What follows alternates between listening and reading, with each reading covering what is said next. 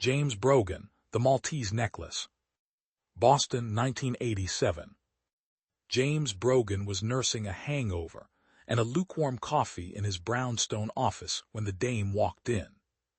She had legs that went all the way up to trouble and eyes that could melt steel, red hair like a fire alarm. She introduced herself as Eleanor Vance, wife of a wealthy importer who had recently lost a very expensive necklace, a family heirloom supposedly worth a king's ransom. Her husband was frantic.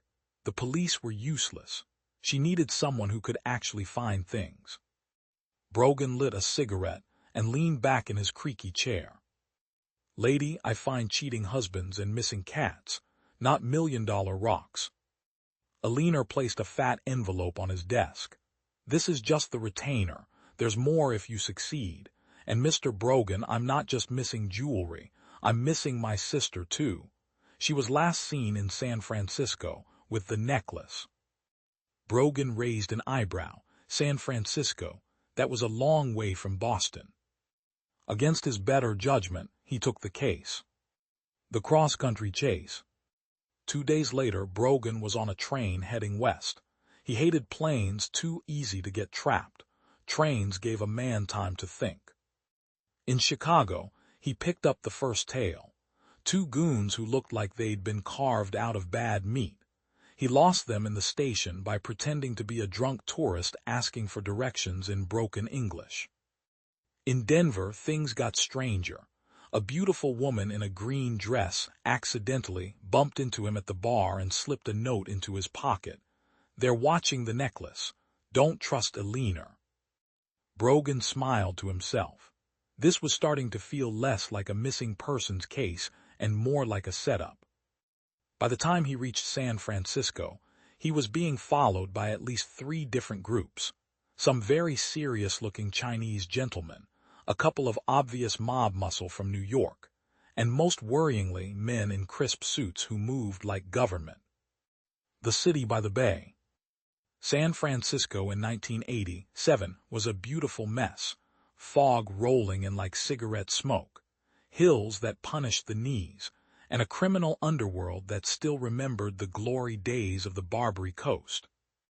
Brogan's first stop was a smoky jazz club in North Beach. He found Eleanor, missing sister Clara, very much alive and performing under the stage name Velvet Rose. She was good, too good, and when she saw Brogan watching her from the bar, she didn't look surprised. Later that night, in a foggy alley behind the club, Clara finally dropped the act. "You're being played, Brogan.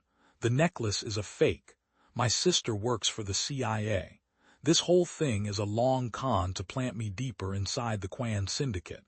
They're moving heroin through the port and using stolen artifacts as collateral. The necklace was bait." Brogan exhaled smoke into the fog. "And the part where I get shotted across 6 states. Clara smiled. "Necessary theater. You're the perfect patsy, honest enough to be believable, stubborn enough not to quit." Brogan chuckled darkly. "Lady, I've been called a lot of things. Patsy wasn't one of them." Twists and fog. The real fun started the next day. Brogan was chased through the streets of Chinatown by Quan enforcers, barely escaping by jumping onto a cable car like some deranged tourist. Later, he found himself in a classic North by Northwest moment, standing in an empty field near the Marin Headlands while a crop duster tried to turn him into fertilizer. He survived by diving into a ditch and cursing the CIA's sense of humor. The biggest twist came in a warehouse near the docks. The priceless necklace was indeed a fake, but inside the fake was a microfilm containing the real prize: names, dates, and bank accounts linking high-level politicians in Washington to the Quan syndicate's heroin network. Eleanor Vance wasn't just CIA. She was running the entire operation to bring down the syndicate from within. Clara had been the deep plant all along. When the Quan boss finally cornered Brogan with a gun to his head, the major's old friend, who had quietly followed him across the country, stepped out of the shadows and put 2 rounds into the man's chest.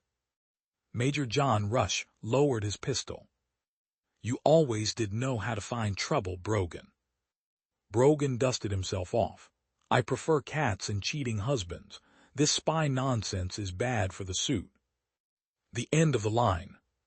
2 weeks later, back in Boston, Brogan sat at Cheater's Tavern with a fresh drink and a new scar. The CIA had gotten what they wanted. The Kwan syndicate was gutted. Several corrupt officials in Washington quietly resigned. Clara and Alina disappeared into the shadows, their mission complete.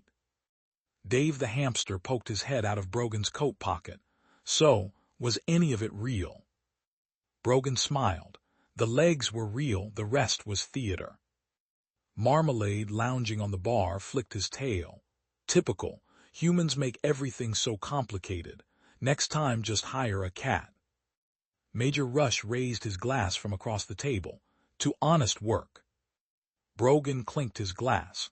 And to dames who lie better than they tell the truth. Outside, the neon lights of Boston flickered in the rain. Somewhere across the country, the real game continued.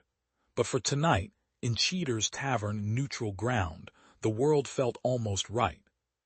James Brogan lit another cigarette and allowed himself a rare, crooked smile. Another case closed. Even if he'd been the bait the whole time.